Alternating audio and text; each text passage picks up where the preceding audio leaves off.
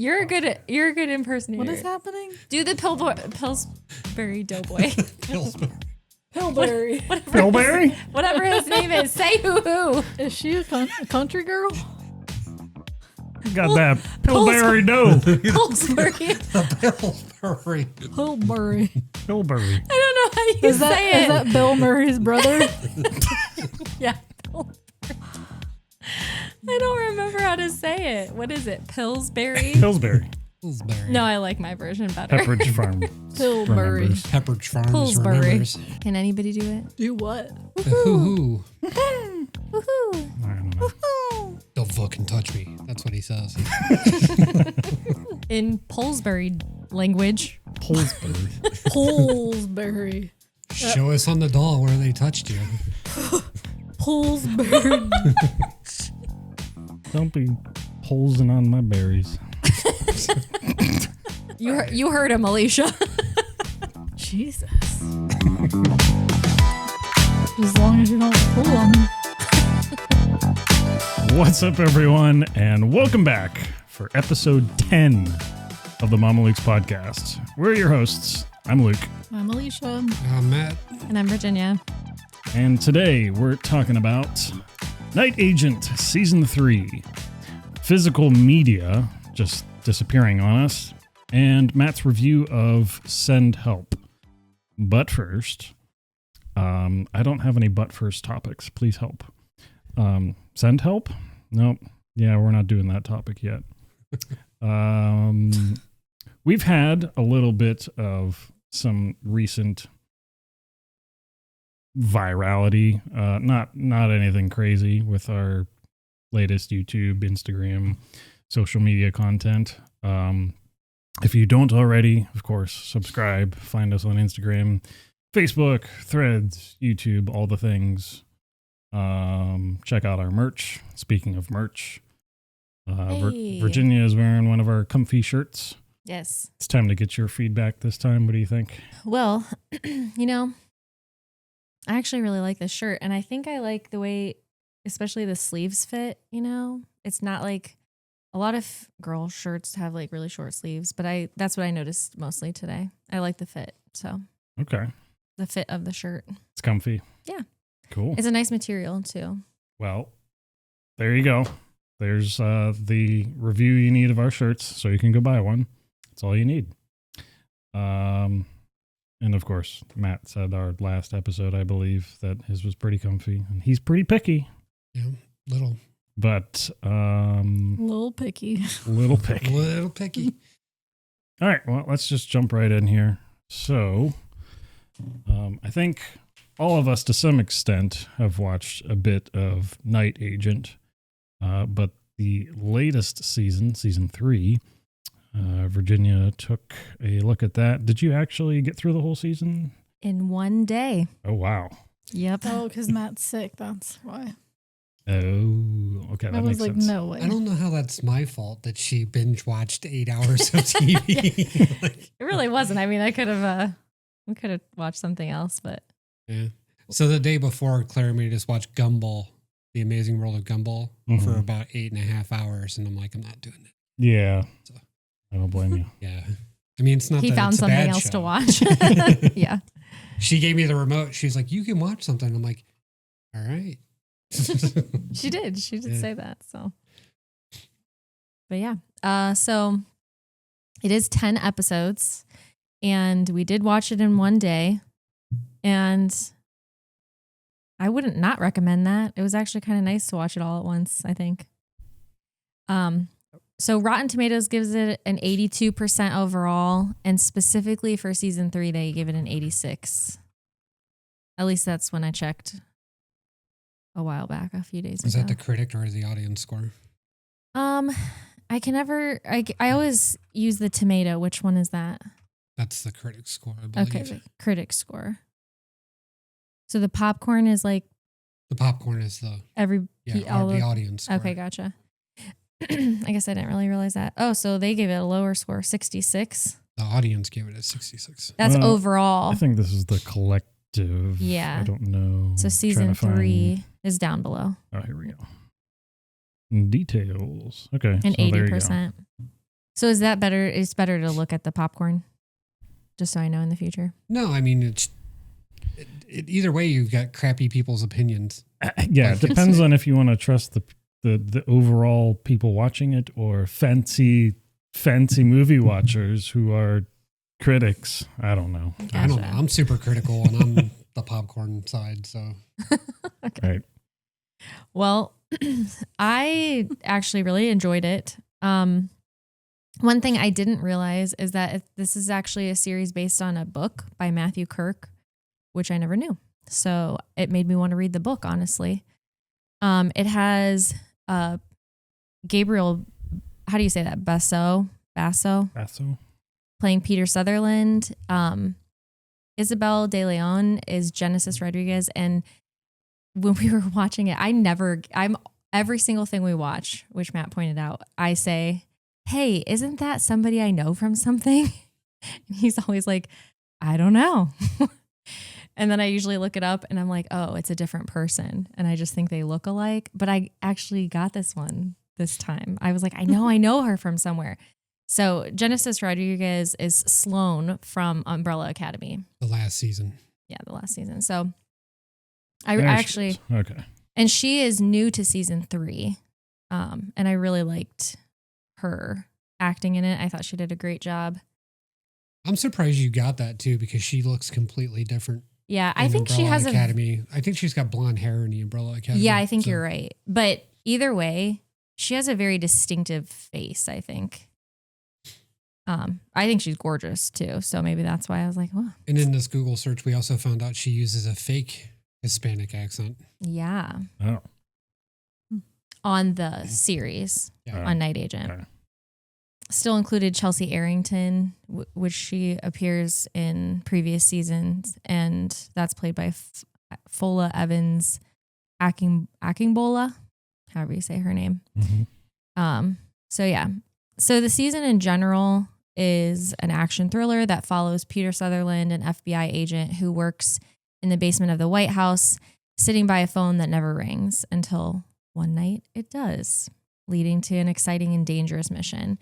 And to Matt's point, when we were watching this, he did say pretty much all the seasons are very similar storylines as far as like what's going on. But with that said, I specifically season 3, it's another one of the same kinds of adventures to uncover this truth of a scandal. But I'm not going to spoil it because I actually really liked it. I think you should watch it. I do recommend it. I think that there's, new characters, you have some returning characters, and I think it's a very well thought out plot. And I was trying to remember what we were talking about that we said just really missed the boat last time. Was it Wonder Man maybe? Yeah. I think that I said it just wasn't really action packed or anything like that. This is exactly what you are looking for when you're trying to find like an FBI secret agent thriller. I thought it has twists and turns, keeps you guessing, has a lot of action scenes, good character development, and surprises. And I actually, you don't say that a lot because I feel like it's hard for me to like sometimes connect with characters, or I don't think they are really relatable. And this one, I do think you actually like, put yourself in their shoes or have some emotion while you're watching it, Sounds like they were pretty similar to the first 2 seasons. Yes. Okay. Very similar. And I actually, it's not a bad thing. yeah, it's exactly what you're looking for. And I think, I definitely think it's worth watching. So yeah. You have anything to add? No, I mean, it continues how season 2 ended. It continues right on from there. So it's just like, it's not a new chapter. It's just the continuation of the same story. So I think that's why they're able to keep it consistent. Yeah. For, how the drama unfolds and different things like that. There was a couple of things that they brushed over the timeline to force in to make something work. It's hard to explain without telling you, Yeah. Right. what it was specifically, but like Chelsea Arrington's character, she works for the Secret Service, and he works for the part of the government that has the night agent. Mm-hmm. So they're not actually like working together. Yeah, they're not working together or anything like that, but their paths they cross. build a relationship basically off of that. Yeah.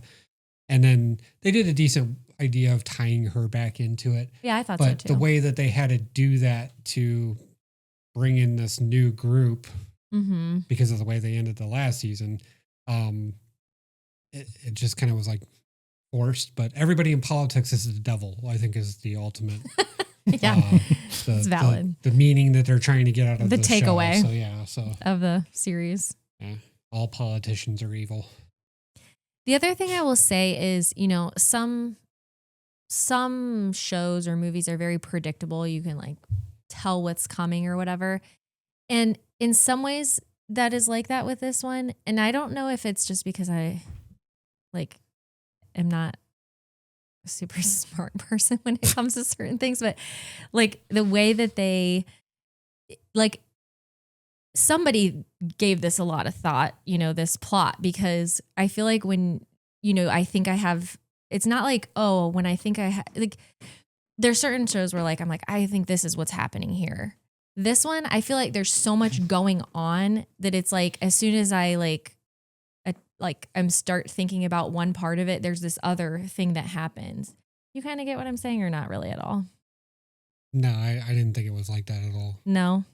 I actually, the show's okay. It's a decent little spy thriller thing, but like the big twist in season 3, I was like, man, really?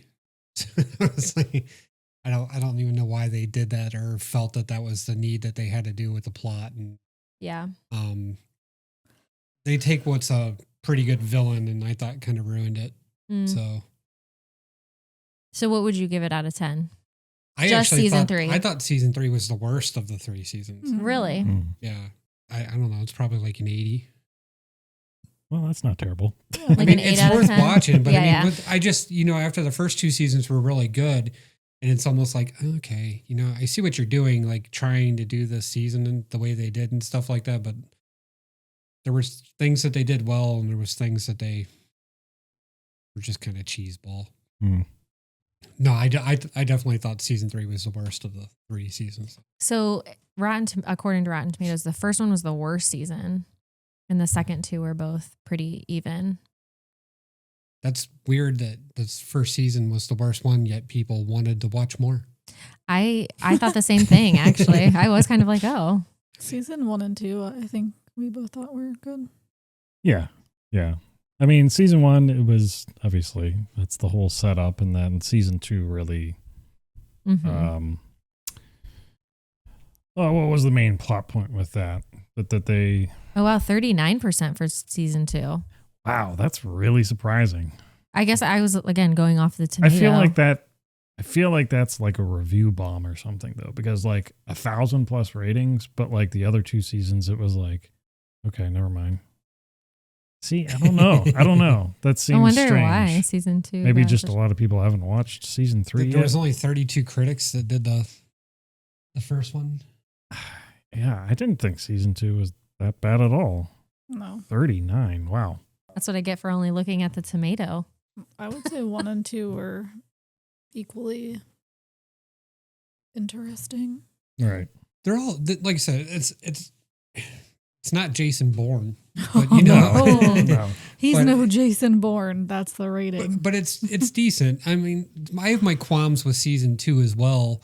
Am I allowed to spoil season 2? Yeah, go right ahead. She beats everybody up.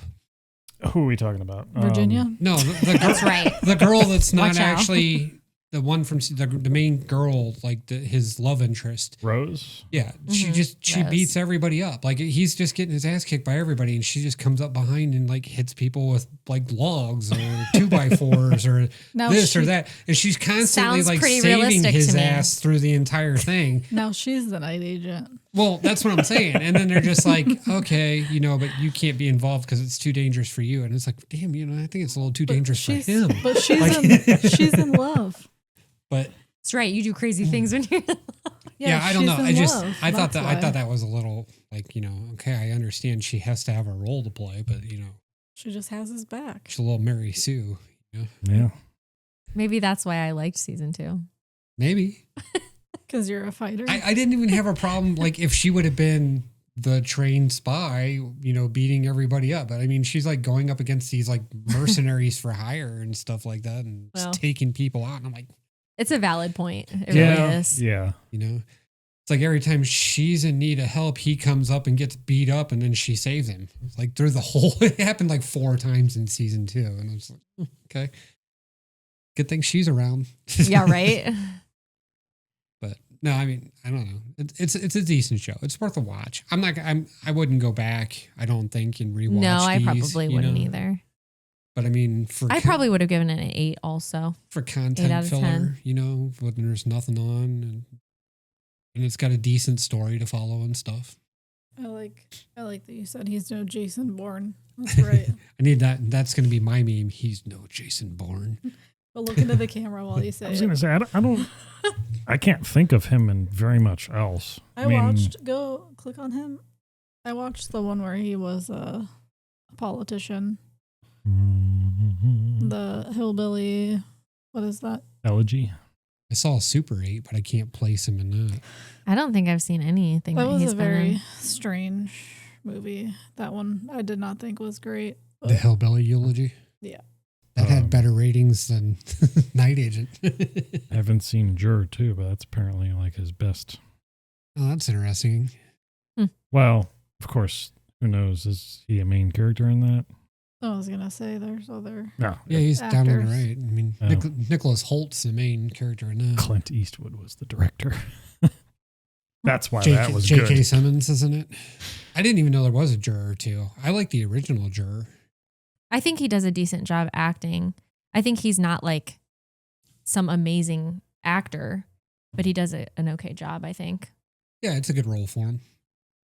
So anyway, let us know once you watch it what you think. No spoilers here, just give us your opinion. It needed to be bad for us to spoil it. That's basically And how then that works. The two of you can watch it in a day, Yes. and on the next podcast, let us know what you think. Right. Well, speaking of things that we did outside of the podcast, right before the podcast, we ate with our lovely cook, Alysha. She made pasta for us. She made it a pasta. And that's your favorite type of pasta? Was that the cavatappi? Mm-hmm. Favorite noodle, What's your least favorite noodle? elbows. Elbows? Yeah, Just like macaroni noodles. yeah. Cavatappi's little brother. It's the broken version of that. I guess my least favorite noodles are the ones that I grew up on. Well, okay. Angel hair, penne, bow tie, elbows. I don't feel like you can ever get the right consistency out of bow tie. So I'd say that's probably my least favorite because it's either al dente, which I hate, or it's just slop. Mm. I love al dente. Rate how my noodles were cooked, Matt. They were cooked fine. Okay. Yeah. Just wanted to know. He's very particular about He's it. picky about shirts Little- and noodles. Little picky. Speaking of picky, It's a texture thing. Alysha said when we got here, she's like, "Don't mind the broken noodles." Oh my god, it's so sad. So we know what her pet peeve is when there's broken noodles. Yeah. Elbows. Yeah. No, they were shattered fragments of pasta.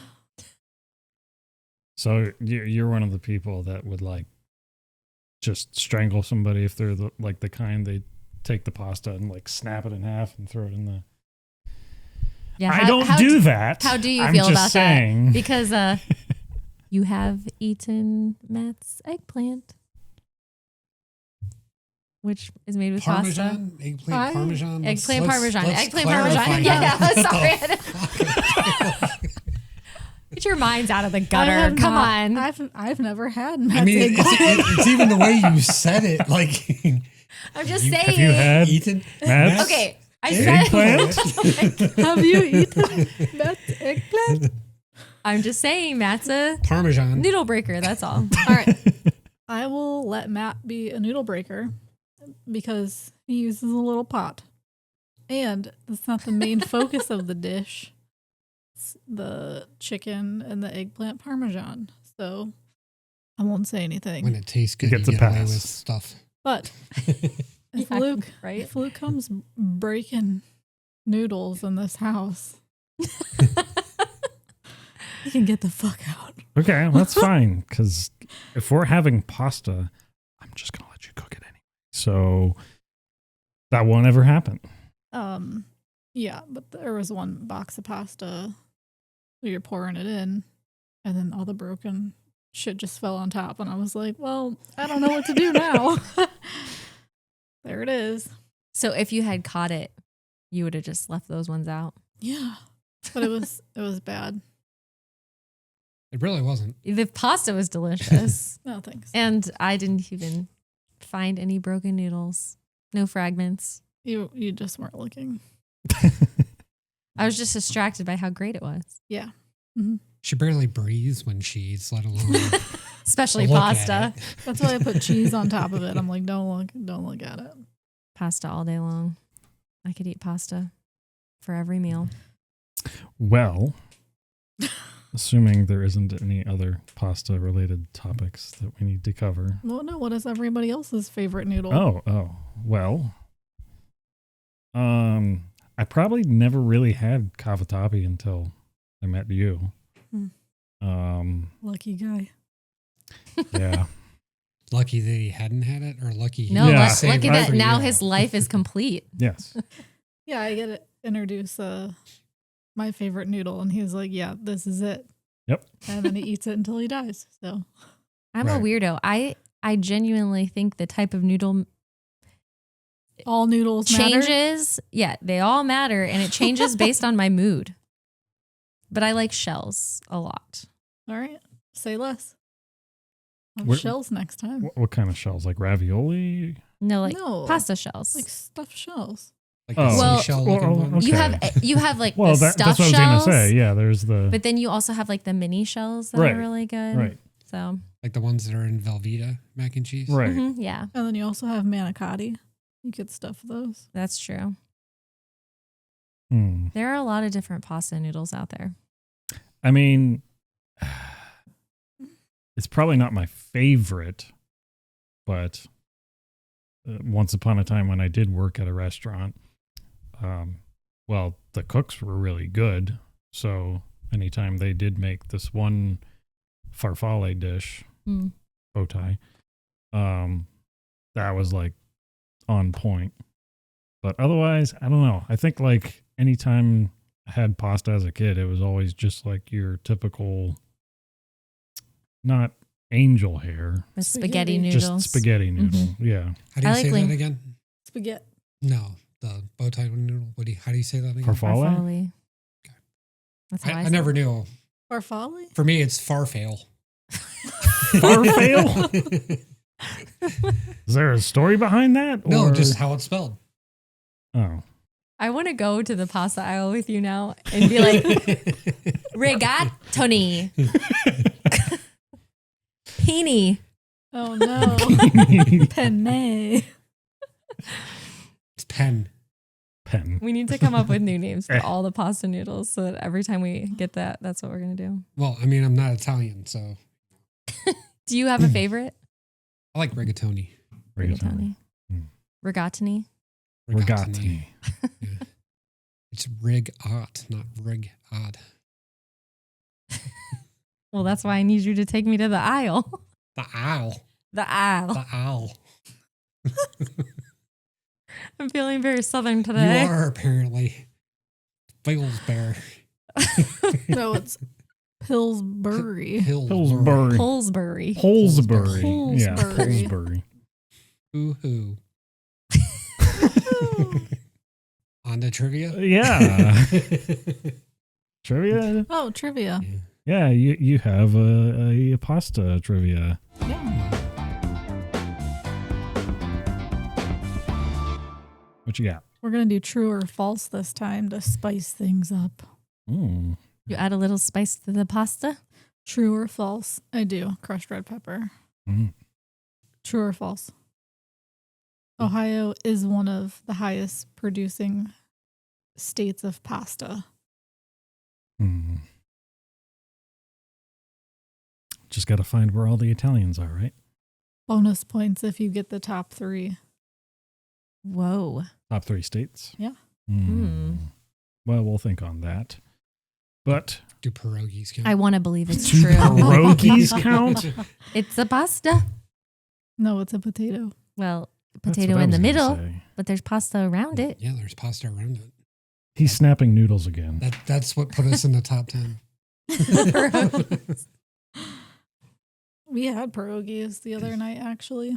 Yes, we did. As We did too. And I Not treated even it together. as a pasta. See? I put it with the creamy tomato herb sauce, I've never. which I've never I done that mean, with it pierogies. was fine. Yeah, it was I good. treated it like a donut and I fried it. It was delicious. With sugar?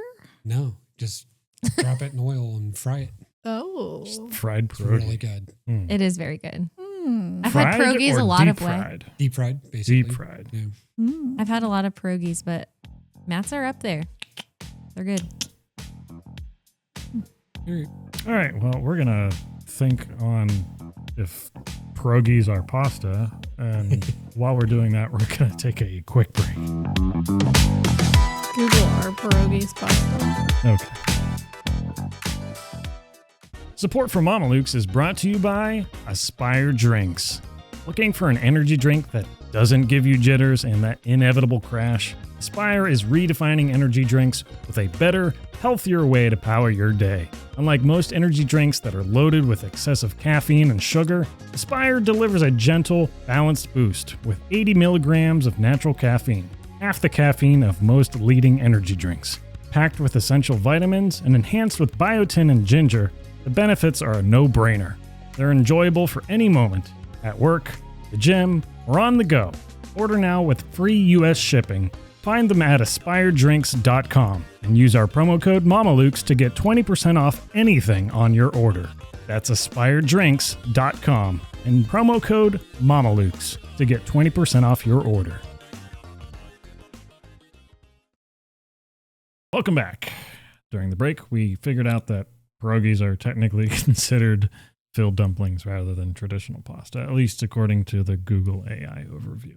I don't know how much you guys trust that, but Sounds like hot dogs are sandwiches, people. that's a different debate for a different day. Sportsball. Right. So around here, we like to start our sports ball with Cleveland sports. So we'll start off with the Cavs. They got beat by the Thunder without SGA even playing. And the critics pretty much trashed them after that game. Then they came back and beat the Knicks.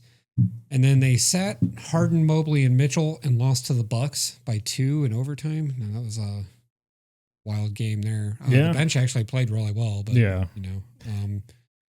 Then they came back and they lost to the Pistons with Harden and Mobley back, Mitchell still out, and then they beat the Nets, and then they turned around and beat the Pistons, which was good, Right.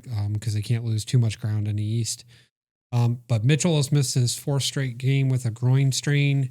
They're off for 4 days before they play their next game from their last game. So I guess they said that they're hoping he may be back for that. So fingers crossed. Yep. The Guardians were killing it in the Cactus League. They won 4 in a row. And I mean, they were blowing people out. It was like 9-2, 9-1. And then they turned around and lost 5 straight. Yeah. I mean, I know, but it's preseason. It's you know, the teams Spring that are training. big, you know, are still actually winning, like the Dodgers and Pittsburgh and stuff. Yeah. You know, so Yeah. deeper benches, I guess.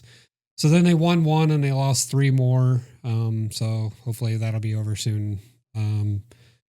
The opening day is April 3rd, I do believe. Home opener is April 3rd. So I that don't sounds know, right. Yeah, I don't know when their first game is, but the home opener is April 3rd. So it'll probably snow April 3rd here. Right. As tradition has it for Cleveland.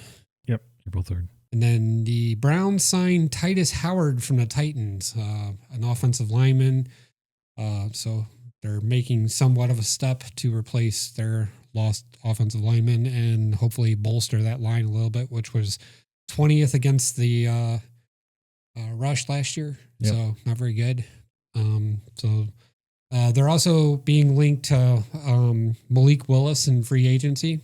And they're also projected to take the quarterback out of Alabama at 24th in the draft. So it's always really interesting when you talk about Cleveland and quarterbacks because we have no idea what's going on. Yeah, who knows? Maybe Deshaun Watson will start. Yeah, somebody actually said that too. They're like, oh, he's going to have a bigger role in the offense this year. And it's like, okay. He's going to play. Probably 5 games, throw 15 interceptions, and then get hurt again. Break his toe. But so we have no idea what's going on with our Cleveland quarterback situation. But it's just great that they're linking us to a free agent that's filled in for 4 games in Green Bay and did terrible when he was in Tennessee. As far as that's Cleveland sports. Off to the Olympics, which is over now. We have been gone for 2 weeks, but I did want to touch, and the men's won the last gold medal of the Olympics by beating Canada in the gold medal round. It was a really exciting game. It went into overtime, and which is 3-on-3 hockey, which we talked about with the women's overtime hockey. Yep. Except the difference is that the Canadian men's team was not as graceful as the women's Canadian team, and half the players and the coaches and everybody came out complaining, saying that 3-on-3 hockey has no place in the Olympics after they won 2 games prior to that in 3-on-3 hockey, and that the better team lost. A couple of their players actually said that the better team lost. Just go back and review the tape. Then they were complaining about officiating, and they actually had a 5-on-3 and couldn't score on a 5-on-3. Like, U.S. got called for penalties. It's not like they weren't calling penalties against the U.S. But so Canada is not very gracious. And then they tried to say that the medal should be stripped from the U.S. team because of the way that they celebrated. Yeah, that was the one that was interesting to me. Yeah. So there was like a lot of people out there, like, anti-American, but a lot of people from Canada and the Canadian team that came out and said that, they celebrated improperly. What did they do? I don't know. There was a locker room scene where they were shaking up champagne and people were drinking and stuff like that. And apparently I don't know if that doesn't have a place in the Olympics or the Olympics. Yeah. I don't know. I didn't really understand the complaint there. They did bring out the guy from Columbus that died. They brought out his 2 kids, and they had a Gaudreau jersey, and they brought his kids out on the ice because he was supposed to be on the Olympic team. Okay. And, I don't know if that's what they were talking about, because they all took a team picture with his kids and stuff on the ice. So I don't know. I don't really know what the complaint was. I think it's just amazing that, that they, they're that poor sport because they got beat in hockey. I guess that's all they have. So, sorry, Canada. In NCAA men's basketball, there's actually been quite a big shakeup in the standings since the last time we talked. Duke's been number 1 for the last week or so, and they've been stomping everybody. Arizona actually moved back up to number 2, and Michigan has moved down to number 3, followed by UConn and Florida. And Florida's came out of nowhere and just been consistently moving up the ranks the last few weeks. Nebraska and Michigan are back in the top 10. They were down to 12 and 13 last time we talked, but they're actually back up in there. I think they're 8 and 9. In the NBA, it's been 2 weeks since we talked, but they were on a break during that. Since we talked, the Eastern standings have not changed at all. Boston's 4.5 games back from the Pistons, and I think the Cavs are 7.5 games back from their 7 games now. Okay, it was 7.5 yesterday, but on the Western side, the Nuggets have dropped all the way to 5 from being in 2 pretty much the entire season. They're dropped all the way down to 5. Houston and Timberwolves, they were tied. Are they still tied? Timberwolves are just ahead. Okay, Timberwolves won a game since then. So it goes the Thunder and then the Spurs in the West. In the NHL, Carolina, Tampa Bay, and now Buffalo lead the East, which Buffalo, I don't know where they came from. They must have went on a streak because they moved way up. And then the Avalanche, the Stars, and the Wild are still dominating the West. That hasn't changed all season. It's been the top three the entire season so far. So nothing's changed there. The Avalanche are at like 90 or 91 points, I think, 91. So they're probably going to be the top scoring team and as the season ends here, which it should be coming to a close not too far from here. About another 20 games. And the MLB, the Cactus League play, like I said, I've been kind of watching it just because I don't remember ever seeing Cactus League. Was that a thing before this year? I think it was. I can't. If it didn't, it had some name that was similar or represented the same thing. So they got neat little divisions. Like it's not like your typical, like teams that are in the American League and the National League. Right. They're all over. It's all shaken up. Yeah. So that's kind of neat to see different teams playing different teams and stuff like that. So what is the Cactus League for somebody that has no clue? It's like spring training tournament. Okay. So I think they call it the Cactus League because everybody's playing where it's warm. I see. See. That's pretty much all it comes Okay. down to. But yeah, so the Giants and Pittsburgh were leading the two different divisions of the Cactus League last time I looked. Soccer, the World Cup is 100 days out, and that was the number one article on ESPN. And then I read a little snippet on the side. They're tracking Ronaldo. They're tracking his goals on ESPN because he is closing in on 1,000 career goals. And I was trying to look and see like how many players have scored 1,000 goals and stuff like that, and I couldn't find anything. Very brief search too. I was in a hurry, but he's at 965. So he Wow. has 35 more goals to go before he hits 1,000, which I'm guessing is quite the achievement in soccer, considering most games are like Low scoring. Yeah. 1-0, 2-1, stuff like that. So That sounds like a lot. that's all I've got for sports ball this week. Sports ball. Sports ball. Sportsball. And nobody, just to touch on this, has guessed what and our sports ball logo. Sportsball. Yeah. The thing on the far left of the logo, nobody has still said if they know what that is or not. So Is anybody watching sports ball? I don't know. Hello? We get a little thing that pops up. Are you out there? Come on, somebody date me. Like, as in, not like, show my age is what I Okay. meant. Your girlfriend's right there. Jeez, Matt. I meant show Somebody my age. date me. Yeah. Matt's got Can an you- eggplant. Can you say it in the Jim Carrey voice, The Mask? No. Man, yeah, as soon as it came out of my mouth, right? I was like, That's what she Mm-hmm. said. somebody date me. Yeah, somebody show how old I am and tell me if you can figure out what is on the sports ball logo. Yep. That's what I should I have like said. Sports Brawl logo better. Sports brawl. Sports brawl. Sports brawl. It's time for sports what we brawl. should do. We might have Virginia. to. We might have That to. sounds like a different segment. Considering it's called sports ball because of you, do you to change the name to sports brawl? Well, it's so good. We need another segment. That's what she said. What are you going to talk about on sports brawl? I don't know, Virginia. Let me consult. Oh, Right, yeah. I'm not AI. I'm going to ask AI. You guys will better have not to use it. see if you guys can do some research and come up with something. Hmm. I don't know if I want to hear. Sports brawl sounds like some hot button topic that you're going to fight over. That's what I think. But you kind of do that anyway. Is that what you think? Yeah, brawl. I was thinking- AWL. I Oh, was see, we thinking were- sports Yeah. bra. Yeah, I know. PRA. Yeah. Yeah. I know. I'm just looking at it from a different angle. Virginia is a fighter. It's the drawl. It's her southern drawl. Draw. Yeah, I heard brawl. Sports brawl. Brow. I like how your jaws. Brah. Just falling off. Pulls. Jowls. Jowls. Excuse me? Your brow's falling off? No, your jowls falling off. Jowl. If it was sports brawl the way you intended, we'll just review different sports brawls and tell everybody what the best ones are. There's been some good hockey fights. I would just think it's sports ball, but it's all. That's what we could do is sports fights. I do enjoy that, especially hockey. Sports brawls. There's been a couple of goalie fights this year. We'll find the most entertaining one that week. Sports brawl. Yeah, we could do that. Hmm. That's our segment. And then Luke shows a video and we're done. I like that. We just dub over it.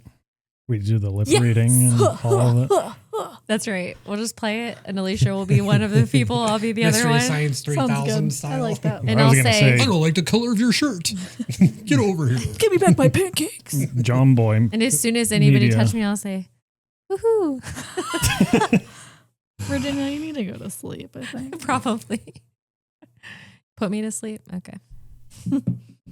Yeah, you got a transition for that? Yes. Speaking of sports Brawls. brawls. Brass. No, I don't. There's nothing related here to make this work. Yeah, this kind of needs to disappear. So Yep. See ya. Take off your bra. Wait, which one of us are you telling that to? Yeah, I'm like, ooh. Well, I'm not wearing one, so. Hey. Not me. Hey. Bet you didn't know that. All right. I did. Not making this any easier. Looks like that's what she said. Alysha and I are just going to keep going until you start your segment. what Think did- of some creative what way did you to say? transition. This is more entertaining what anyway. did It's what fine. did you say the other day? What did I say? Yeah, my response was, and I'm easy. I'm I know. difficult? I think No. what I said is I'm difficult. Oh Well- wait, were we talking about sex? Well, Were you saying you were difficult? yeah, that's exactly what I was Alysha, saying. were you saying you were easy? Babe, I am so difficult right now, I couldn't remember but what not it was. difficult. I blacked out. Anyway, You don't tell them you blacked out. Wow. They don't need those Gave her details. the Bill Cosby special. So, Luke, what did you want to talk about this week? Yeah. yeah. So this isn't a new concept, but I'm sure we're all aware of how physical media is basically just disappearing. We watch lots of movies and shows, we listen to music, but a lot of that now is all digital.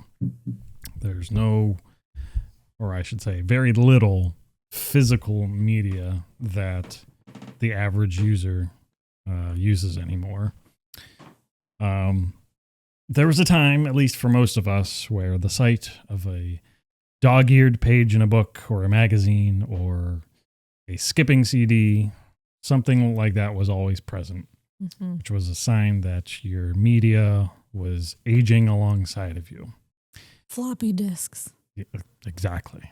And then they got so not floppy. They were pretty just Hard. hard.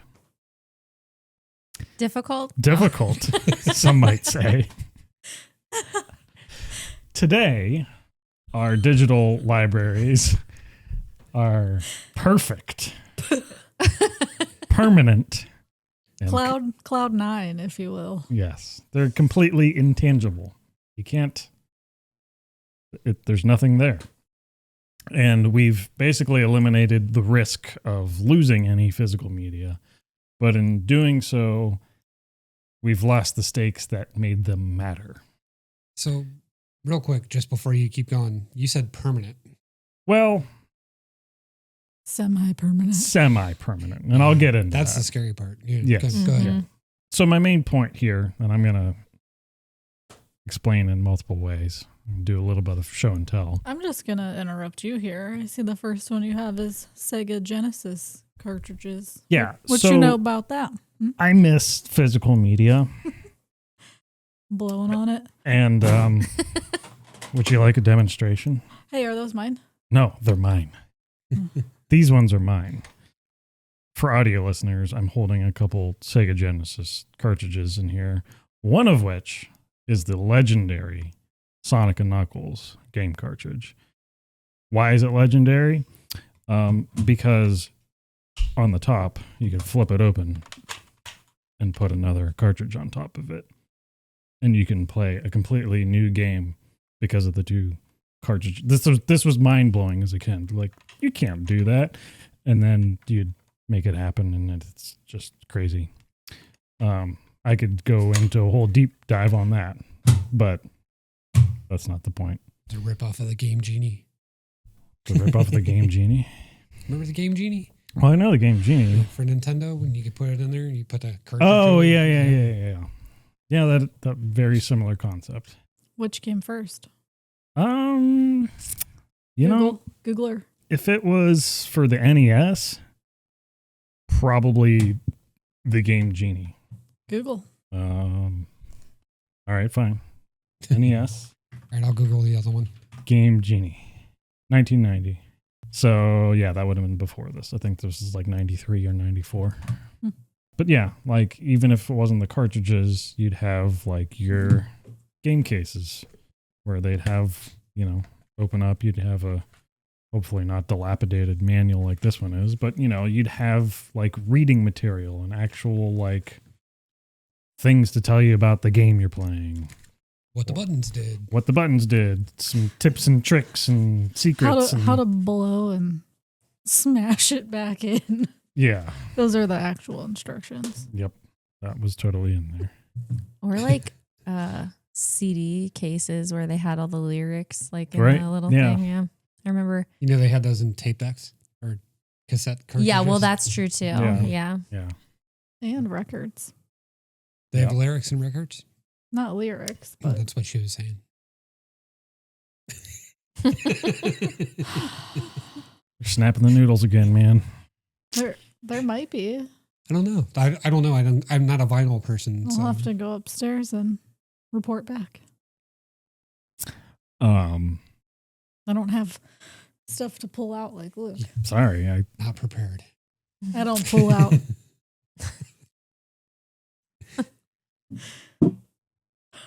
Thanks for that, Alysha. Feel free to keep it in. Okay. I will. Don't worry.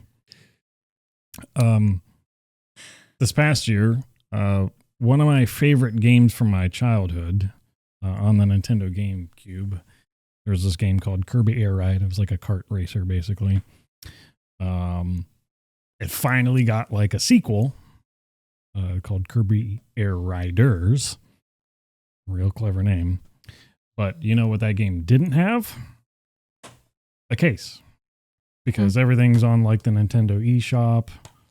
I mean, yes, you could probably maybe find a hard copy of the game. But that's another thing too that Nintendo is doing now. They don't do it with every game, but they have what's called game card keys. So on the Nintendo Switch 2, they have these little cartridges. Yes, it's a cartridge, but there's nothing actually on it other than like just a license to download the game to your console. So you don't even actually have like any of the game data on this little cartridge. It acts as a physical license for digital downloads. So it's like really the same thing? Not really, because like say that Nintendo eShop 10, 15, 20 years from now goes down. Can you play that game anymore? No, because you don't have anywhere to download that game.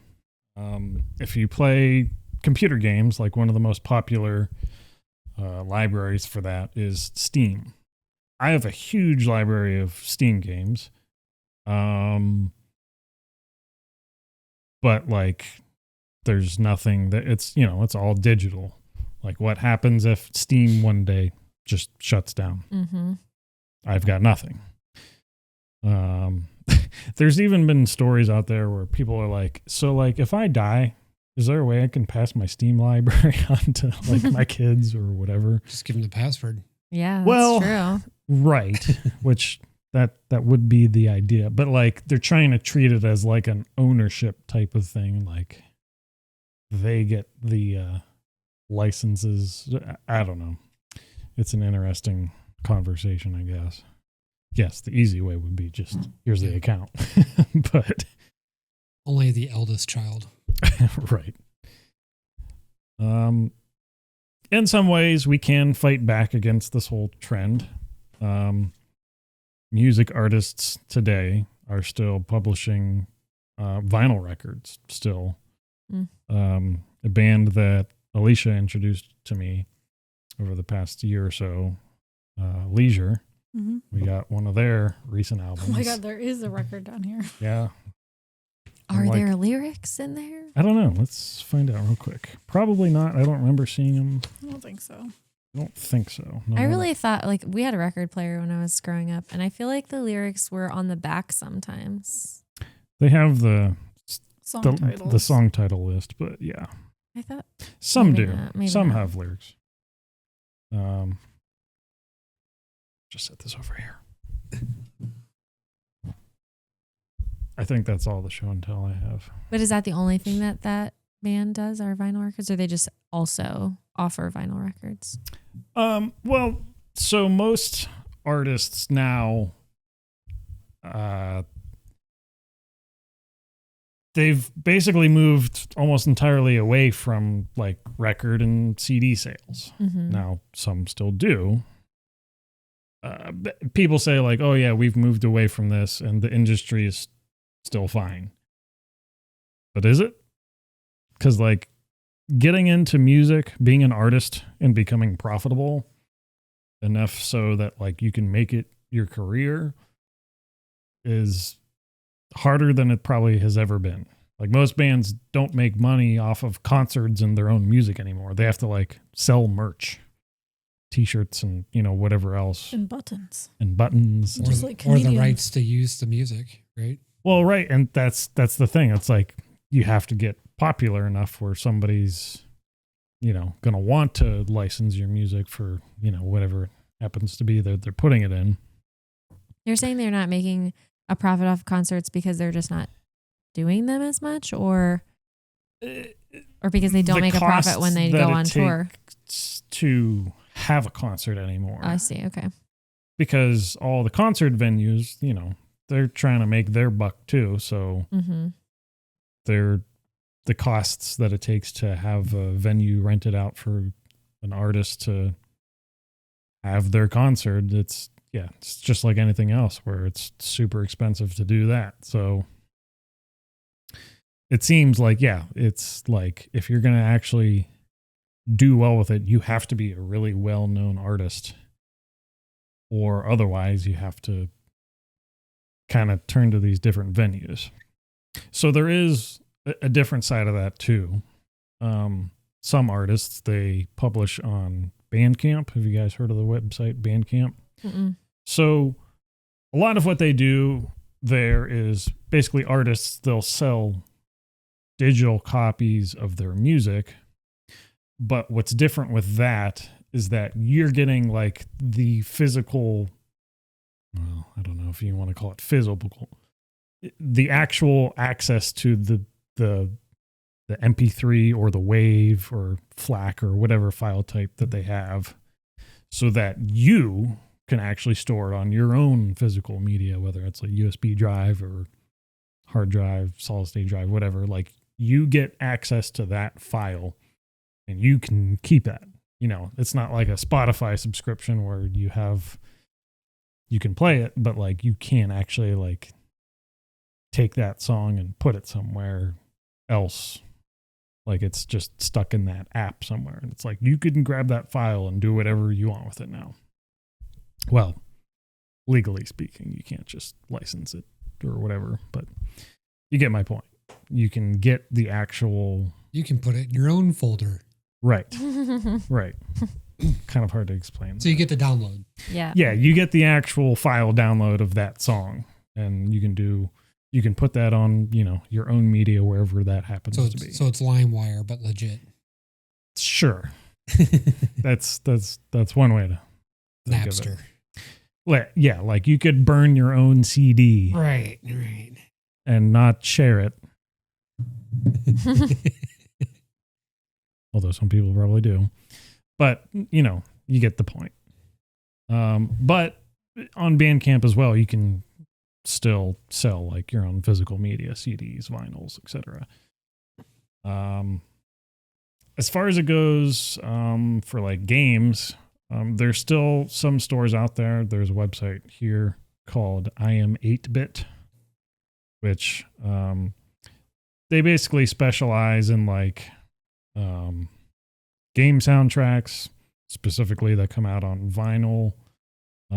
Any games that have like a deluxe edition that actually comes with like a physical copy of the game. Like here's the one for Blueprints. Is this where you got your basement key? Yes, this is where I got my basement key. Did you get the extra stuff? No. Well, there might be a couple extra random things coming our way, but just depends on whenever they ship, because places like this, they basically like they mass produce, or I should say they take pre-orders, and then once they see how many pre-orders they get, they mass produce whatever that amount of pre-orders is, eventually ship those out, and then you can't buy it anymore. So it's like, It's kind of cool. I mean, it's tough for somebody that like happens to miss when these things go out, but for their own business, like that's how they sustainably do it. So, I mean, it's a smart business move on their part, really, to not just have like, you know what I mean, to figure out how many people want it. right. So you're not wasting and just having, spending money on doesn't extra waste copies that don't get anything, sold. and you're generally going to be able to sell all of your stock. Right. All that to say, like, yeah, I totally missed physical media. I know you guys can relate. I know you have your vinyl collection. My Sega Genesis collection. Yep. It's sitting over there on the shelf next to mine. I have tried Kindle. It's not for me. I need a physical book. Yeah.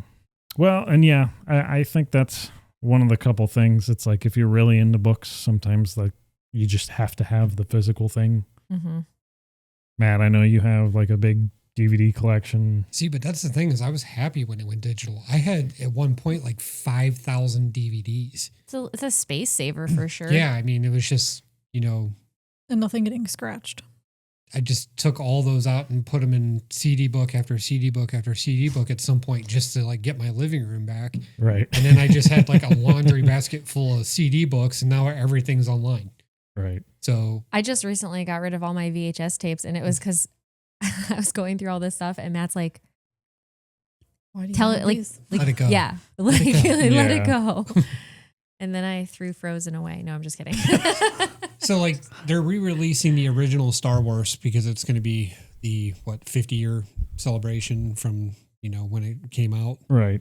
And they're going to the unmastered version, like the original, and people have been like asking for this since the prequels came out in the early 2000s.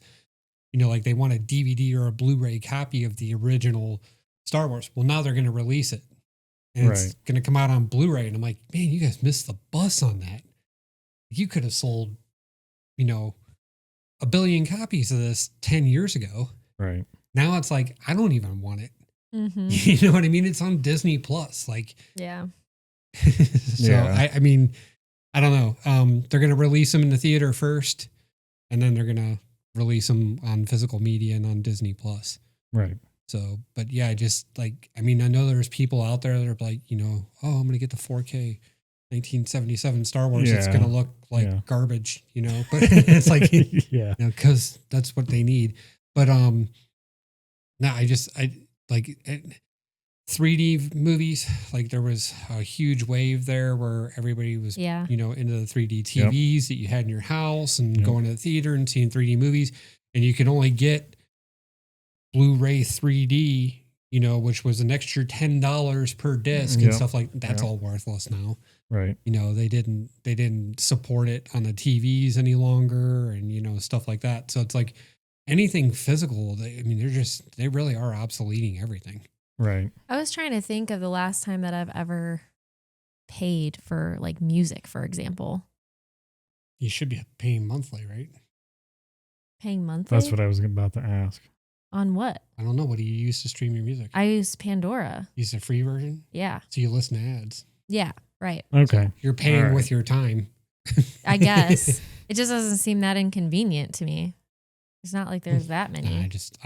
I'm the guy that can't stand commercials or ads anymore. So I pay for my $5 a month to have the ad-free version. Right. It probably is hard out there to make a living doing it anymore. I mean, if you get a million people paying $5 a month, it's $5 million a month. So somebody's making money off of it. Yeah, but who's that going to? Well, that's what I'm saying. They have to pay the artist for the license to be able to use it. Right. How many artists? Yeah. Because, I mean, that number divides up real quick. Yeah. I mean, they're making money. There's people out there making money still. Sure. Like you said, I don't think it's totally off of merch, though. That's what I'm saying, though. Like, if you're really popular, yeah. I mean, yeah, you're going to get licensed. You're going to get your music everywhere. So, but not everybody can do that. It's not feasible for everybody to be able to do that. It's almost like a mixed bag too, because it's so easy to get exposure now, where it used to be really hard to get exposure. Now anybody can get exposure. Right. Anybody can. Yeah. So who's getting the exposure amongst out of everyone now? YouTube kids. YouTube kids. That's what I mean. Like, yeah, there used to be like you're on TV or you're on nothing. America's most What are they bringing back? funniest videos. What are they bringing back? Star Search. So we'll get. Are they really? Yeah. Well, I didn't know Yeah, that. they're bringing back Star Search on Netflix. Oh. So we'll be able to see the next Justin Timberlake or Britney Spears. Right. Kelly Clarkson. Because I know one of them was on Star Search and then Not made Kelly their way to Clarkson. Disney based off of that. Because Right. they were Mouseketeers or whatever. But yeah, they're bringing that back. So that's, I mean, that's the thing. Think about how many people out there that hit, what's that, American Idol and ended up getting record contracts and stuff based That's off of valid, that too. yeah. So, I mean, I don't know. It's a different way to get out there. But I mean, there's, Yeah, I would say like the barrier to entry is certainly lower, but that's the thing. Now that it's lower, everybody's taking advantage of that. So it's like you got to fight against everybody now. Yeah, you need people to like and subscribe and share to be able to get your content out there. Sure. Yep. Yeah. Yeah, it's just like anything on social media or on YouTube or whatever. Like you're literally competing with everyone. So you really did like having to get up and switch the disc. Okay. So, yeah, I mean, digital media obviously has its conveniences for sure. Like right now, if I wanted to play a specific game or watch a certain movie, like, yeah, you click one button and it's on your TV and off you go. But like, say there's some favorite show that you really like to watch on Netflix, and then Netflix is like, yeah, we don't have that anymore. I did keep all my DVDs. I just got rid of the VHS tapes. That's the advantage is that you have that physical media. Where did they go? The VHS tapes to the rage room Where's your DVD player? in my living room. Does it work? It's Because not that's another thing. plugged in right now. They're only good for a couple of years now, and a DVD player barely hangs on. To be fair, I so- have not played a DVD in a while, so who knows if it still works. Right. But that was the thing. It's like I became a snob to quality too. So like when you You? yeah, like so DVDs bother me. Like watching a DVD on a high definition TV. Like, man, this is not good. Right. Like I mean, I'm old again, but like watching TV in the 90s was like watching TV without your glasses on. Yeah. Compared to watching TV now. And like, I remember in the early 2000s when Cars came out, and Cars was like one of the first Blu-ray movies. I don't know if anybody remembers that or not, but you could actually see the cars in the stands. Right. like Yeah. on the Blu-ray, Mm-hmm. you know, but if you watched it like in any other format, it was all just like a blur of colors and stuff like that. Yep. It was like one of those things that really stood out to me, like the difference of the camera angle, like how much more you get, you know, like, cause you can show more, you know, just like, I can't stand watching a DVD now. Like I still have probably 400, 500 of them in my living room. Yeah. I don't watch any of them. Right. It's like me and Claire we were sitting there the other day and she wanted to watch, she wasn't feeling good. And she was like talking about what she was learning about in school. And they said, you're about to hit World War II. And she's like, yeah. I said, let's watch Schindler's List. And because we were watching movies that made us cry that day, apparently. But like I told her, I was like, it's a great movie, but it is super sad. And I was like, I have it. It's sitting over there in that DVD rack. And she's like, I can't find it. I'm like, screw it. Just, you know what I mean? It's true. That was the same with us the other day because I was like, I want to watch Garden State. I've never seen it. He's like, I have that on a DVD. And then I went to look through his like plethora of DVDs and I was like, we'll look a little later. And we never watched it.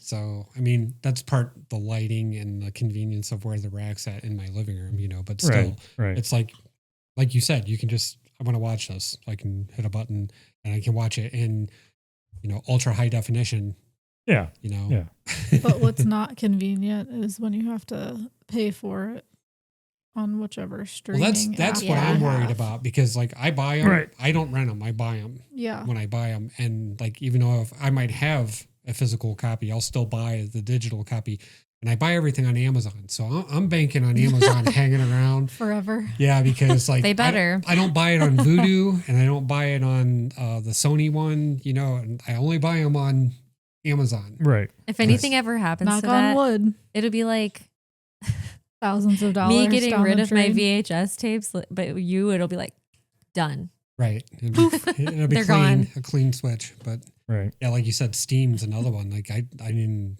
think of Steam. I was going to where my mind goes with the Amazon library. But yeah, Steam, that would suck. Yeah, that would kill me.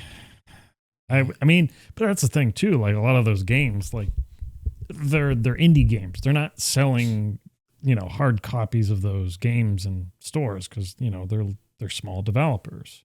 So it makes sense for them to have like a digital platform to sell their game because it's super easy.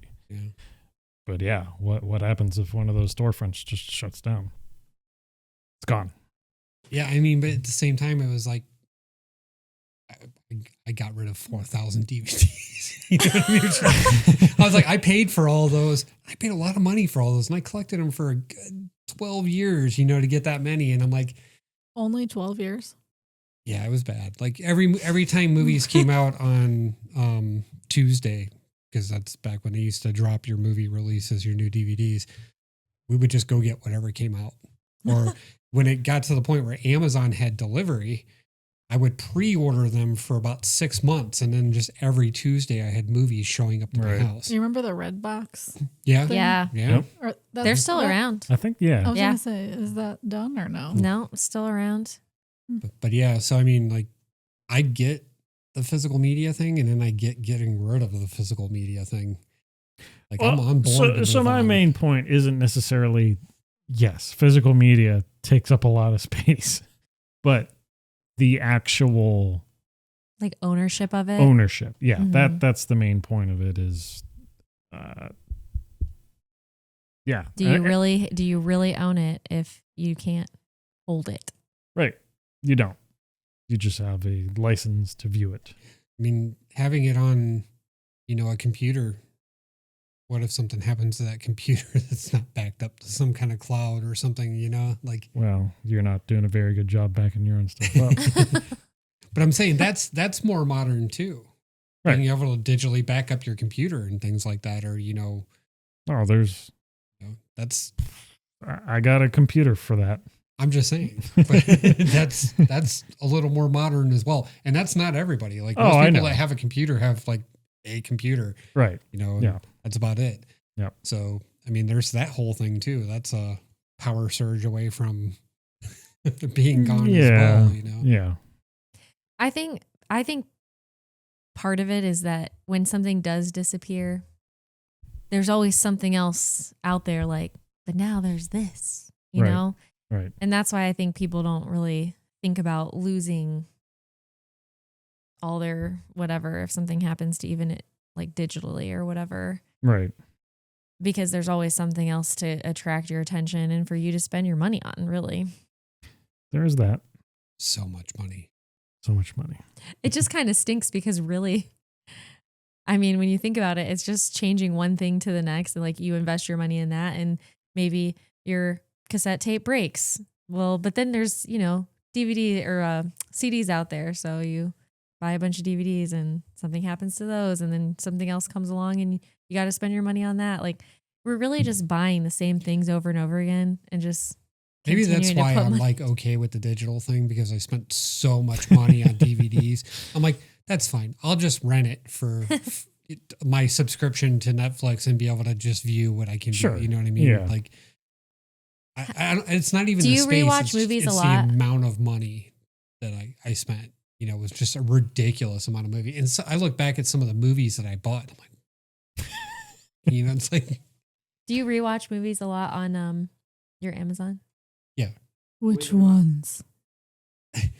one of my favorites, and it's a go-to, and it may not be a movie that even a lot of people like, is Speed Racer. Okay. Oh, yeah. I He does love play that. I love that movie, and it's a visual masterpiece, man. It is just, it's so good, and like every time they come out with a better TV, it's like I will immediately watch that movie. That's like it sets the That's your standard. tester movie? Yeah, it is because it's just there's so much color and action and stuff, and it's just it's such a stupid little Yeah. Every campy time. movie, but I love that movie. Every time you walk into a Costco or a Sam's Club, you're like, imagine Speed Racer on this. Yeah. Need that 88-inch TV for that, you know, or that 100-inch TV. I think it's so funny too, like to be around somebody like Matt who like loves everything movies, like, and again, like is like so passionate about it. And I think about like times where like I've wanted to watch something and I was like, I'm not paying for that.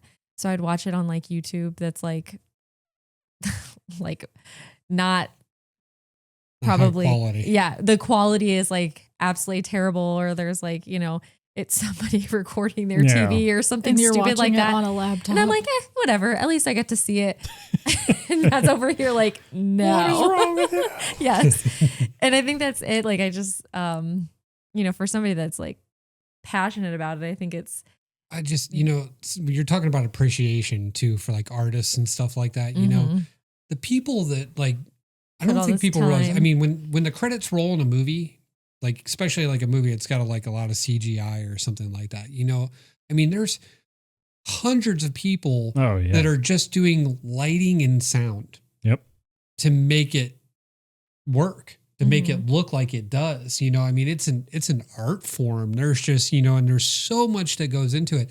And the people that don't appreciate that and will watch a freaking cell phone video of a movie theater with the sound all messed up. And I'm just like, oh God, like it just burns me. You know what I mean? These people put yeah. so much work into this. And to so be that you fair- can see it in this great Yeah. format. you And to know, be fair, like- I don't think I ever really appreciated like, you know, giving credit where it's due. Like when I say like, oh, that one guy in that one movie, and Matt's like, it's this person, like know their name, you know, it's their career, and you're, you know, I guess I never really recognized how important it is to, you know, give credit to those people that have, you know, dedicated their time and whatever. And I think I'm a novice to a lot of people that I know, like Sean Isley, like, you know, his knowledge of movies and different things, it dwarfs mine.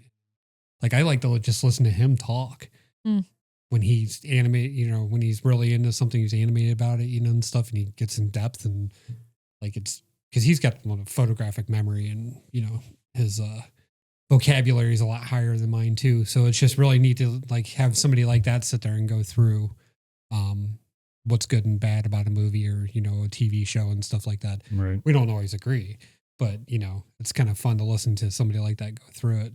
Or even how you're able to like pick apart a movie, because like when I watch a movie, like I can tell you movies I like. I can tell you usually why I like them or if they evoked emotion or something like that.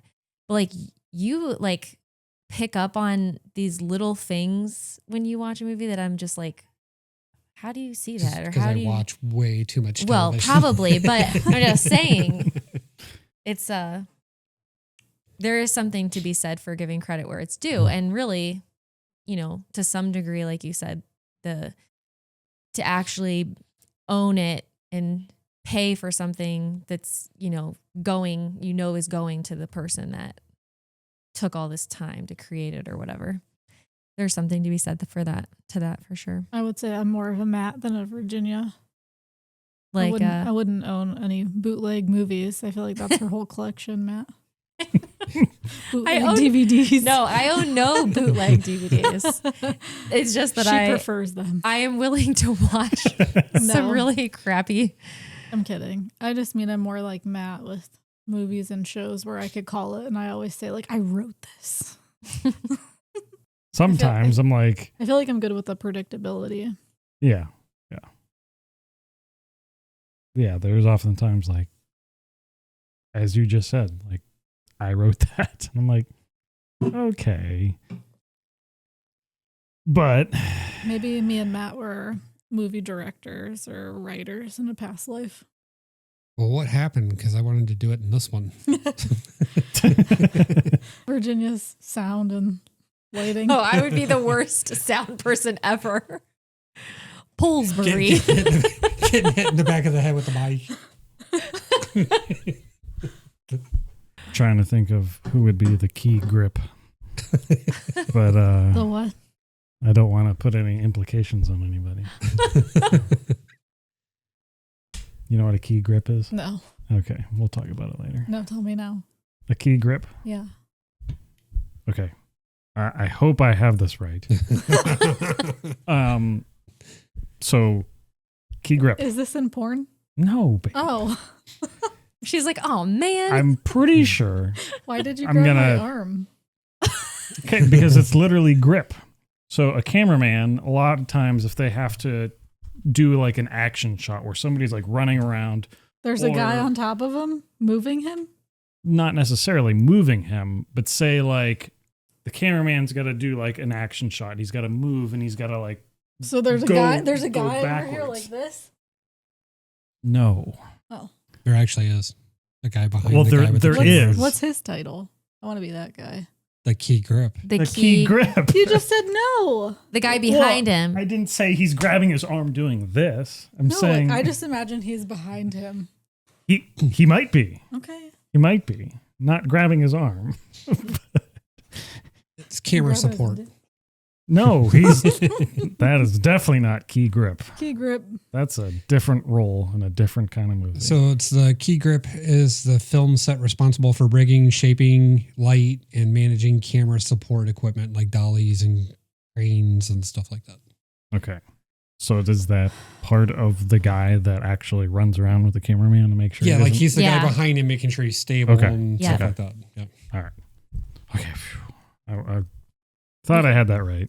We were talking about, loss of sales and stuff like that for music artists. Right. So the one that stands out to me with the new digital media and like you said, Steam and things like that, and especially since Xbox, the next generation of Xbox is going to run Steam. Supposedly. Yeah. So, GameStop. Okay. This is interesting what he looked up. Oh, I see where you're going.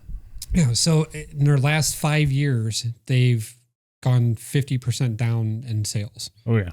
So in 2020, they were at 6.47 billion. And in 2025, they were at 3.38 billion. Right. So. Yeah, because the used market is it's digital. Physically disappearing. Yeah. Yeah, really the only thing, the main thing, I guess, that comes into mind that they can support is like buying, or not buying, but like selling and renting out consoles, basically. Because all the games and stuff are pretty much all digital. Yeah, I mean, there's plenty of games that still sell physical copies, which a lot of times are the more popular games that they want to sell, like their bonus, extra kinda like the deluxe stuff you were editions. showing. Yeah. But like, They don't have like the midnight release parties and no, they different don't, things like that because anymore. it's Because you can download it. You can actually download it usually prior to midnight and then start playing it at midnight. right. So Right. Yeah, the preload. And the thing is that, like with these new systems, a physical copy doesn't make any more sense than the digital copy because it still takes you 4 hours That's to download true. the game into the system. So all of this to say, if you want to make a change, assuming you actually can and you want to, stop building a digital library that you can't actually own. If you can't hold it, break it, or lose it, does it actually truly belong to you, or is it just on a server? If you can figure out how to convert salt water to regular water, we will send help on making that happen. Speaking of sending help. Okay. I know, that was pretty cheesy. Sorry. All right. So the mystery movie thing hasn't been happening for the month of March. So on Tuesdays, Cinemark Movies does $5 movies and you actually get to go pick. So our mutual friend Rachel wanted to see Send Help. So that's what we went and seen. I'm going to run you through it. It's not a movie that I'm going to give you a bunch of spoilers for or anything like that. I mean, you can pretty much get the gist of this movie from the trailer. It's a horror comedy by Sam Raimi. It's got Rachel McAdams and Dylan O'Brien in it. And pretty much those are the two characters that are in 95% of this movie. So it opens up with them showing Rachel McAdams' character as a dumpy, awkward woman who basically works in an office, and the office is going through a regime change. So she was promised a VP position by the previous owner of the company before he died, and now the son is taking over, who's played by O'Brien. And he's disgusted by her, which for good reason. Like, they make her look pretty horrible, and she's super awkward. And he wants to place his friend Dominic in the VP position over top of her. But when he tells people from the board this, they basically tell him that she's a whiz with numbers and they need her to help him close a deal that's in Japan. So he pretty much just tells her that if she can do this task, that he'll consider her for the promotion, let her show her worth to him type thing. And she's got to travel on a plane with him and 3 other guys to Japan to for her to run the numbers and basically be able to close this merger. So they flash to them getting on the plane, and this is probably like a good 15 minutes into the movie. Like, they've shown quite a bit about her. They show her apartment. They show that she's really into Survivor, the TV show, and she's got books all over her apartment about how to survive in the wilderness and, how to do this or how to do that, and nature books about, foliage and things like that. And it just, they're all over her apartment. So in the plane, they show her her video where she's applying to be on Survivor, and they're all laughing at it. And she's sitting there like typing up this report and stuff like that, and she hears them laughing and kind of looks up, and she takes her headphones off and she hears them all laughing, and she like hits delete on the report. Like, she's not going to give them the information. Basically, she feels, that they're never going to deal with her. And instantly as she does that, the plane hits turbulence and just falls apart. And it didn't really explain it. It got like one really big bump in the air, and like the tail falls off. And then like the engines start to blow, and then all of a sudden there's a hole in the side. And if you're familiar with his movies, Sam Raimi, he does a lot of practical effects and stuff like that. There's like a lot of things that, it's Did he make a real plane crash? No, I don't know about that, but the way that they broke the plane apart and stuff like that, you know, it was pretty wild. Okay. And then, of course, you know, people are getting sucked out of the plane. Right. And there's a couple of really violent scenes in that, which are, you know, again, in line with his movies. You know, the one guy's tie gets stuck and he's like smacking his face against her window. And it's just like blood, and he's screaming and blood, Right. and he's screaming and just keeps doing it. And she like just closes the the little thing. So she's, you know, all buttoned in and stuff like that because she was the only person that listened when the, you know, fasten your seatbelt light thing came on, and her and O'Brien's character. So they show the plane crash into the water, and they show how she gets out, and then there's like a seat cushion that she grabs onto, and it's like nighttime, and you can kind of see like there's an island off in the distance and stuff. And then they flash to her being on the shore. So like they don't show her getting there or anything like that, but they just flash to that point. So when she wakes up, she's looking around the beach, and she happens to see that there's somebody else on the beach, and it's O'Brien. And he's unconscious, and he's got a pretty big gash in his leg. And she kind of like drags him up the beach a little bit, and then like builds shelter around him. And now she's in her element.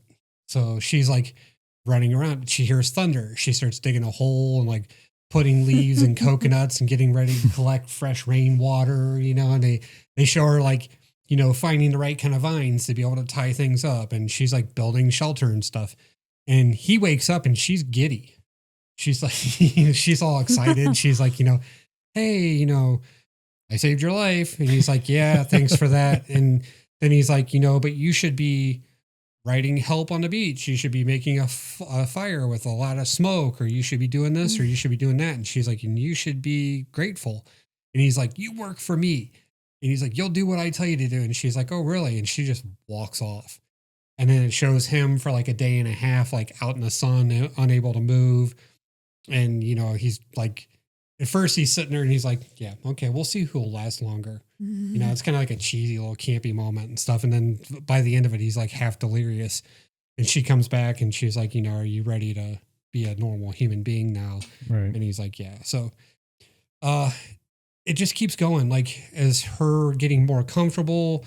And then like, it's amazing what this island did for her. Like her skin becomes perfectly clear after a few days, and her hair changes color from being in the sun and stuff, you know, and she looks like a completely different person, which I know was intentional, but it was like this huge transition from her being this like really disgusting person in this office that was really dumpy to Rachel McAdams.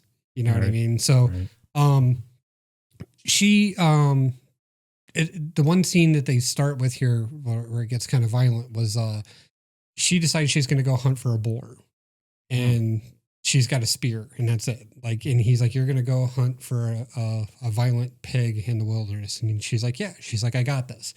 So she takes her spear and she goes off into the woods and stuff like that.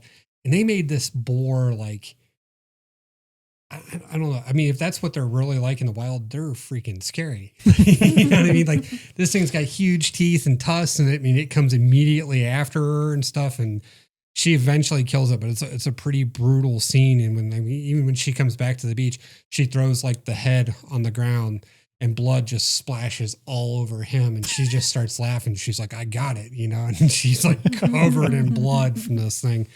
And then, so they're sitting there eating it, the pig at a fire and stuff like that. And, you know, she's, makes a couple of jokes about, you know, like, I brought home the bacon.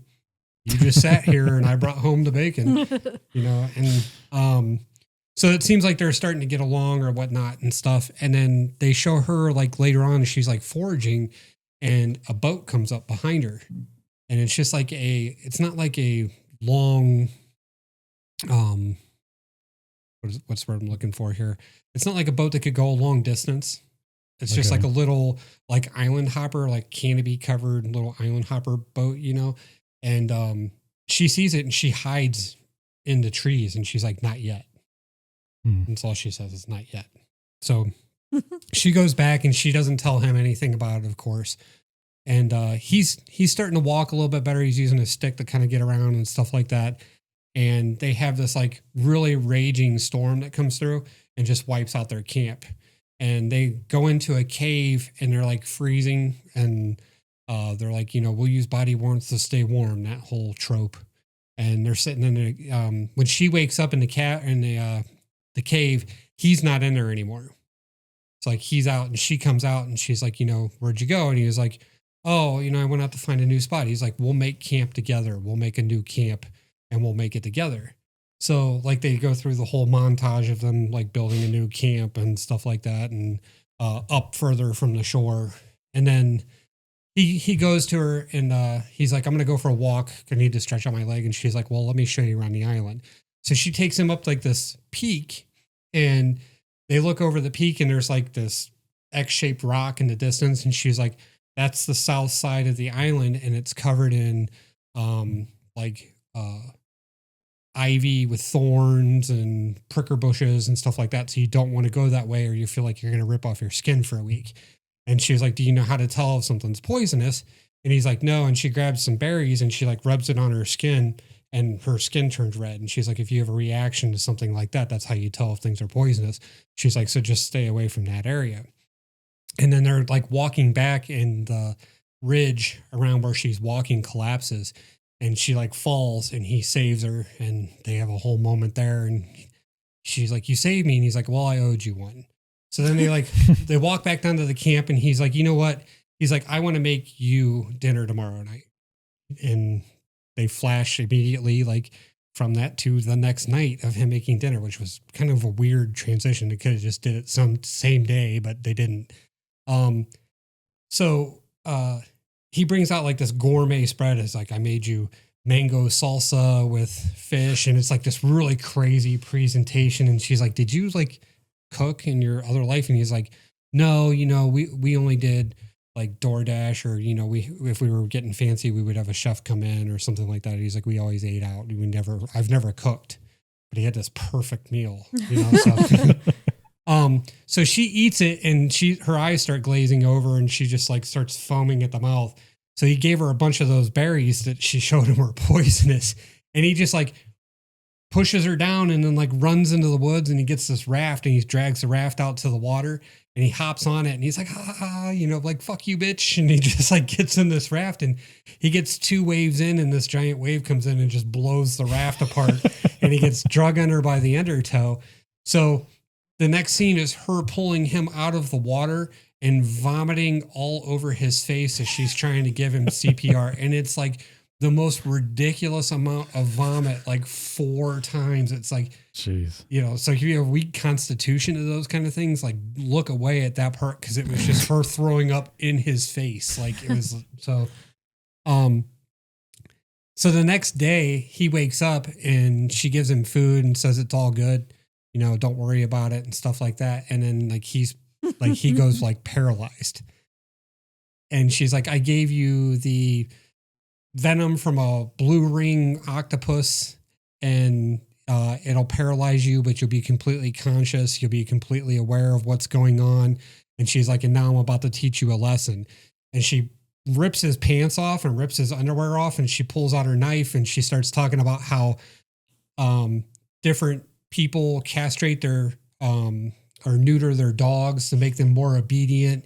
And then she starts talking about how ancient civilizations would do that to slaves so that they wouldn't try to escape and different things like that. And they would be weaker as people. And she like just takes the knife and the camera angle is like from his shoulder over and she bends down like, where his junk would be. And he can't move. And he's like, just like making noise, like screaming, and she's like, oh man, she's like, this is tough. And then she like cuts and like blood squirts up, goes all over her face and all over him. She's like, we got a gusher. And he's just sitting there and there's tears running down his eyes and stuff like that.